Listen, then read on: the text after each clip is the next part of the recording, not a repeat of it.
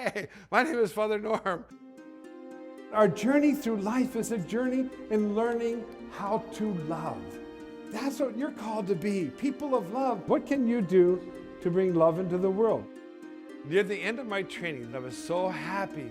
My youth group came together and I began to feel like I was a part of it. Just when everything seemed to be perfect, there was a whole change in my life. The central conflict of this book is a priest falls in love with a young schoolteacher named Shayla Strohmeyer. This young lady comes up to me about my age. She was beautiful.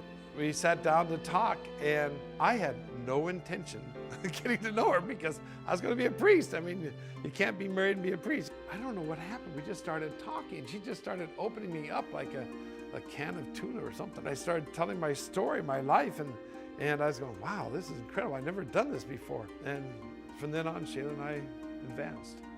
Whenever Shayla and I were together, it felt so good. I go, what's wrong with me?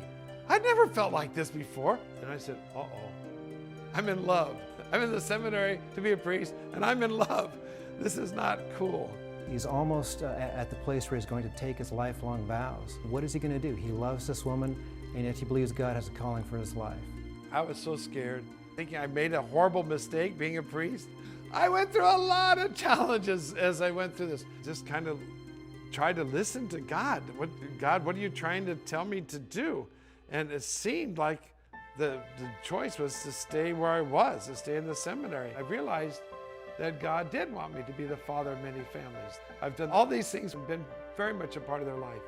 About a little bit over a year after I was ordained, she came and said, I decided to get married, and we want you to do the wedding. And I went, oh, whoa. And then I thought, well, I don't want anyone else to do it.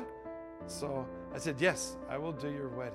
I don't have any regrets about that decision at all, because I stayed close to David and Shayla and their children and their grandchildren, and they're like part of my life. I hope this book really affects people's lives. I hope it inspires people. What's been so beautiful for me about writing this book is being able to look back and see how the relationship that I had with Shayla, that God used that to help me to understand love. It's a lifelong love story, but it's a romance unlike any other romance you've ever read.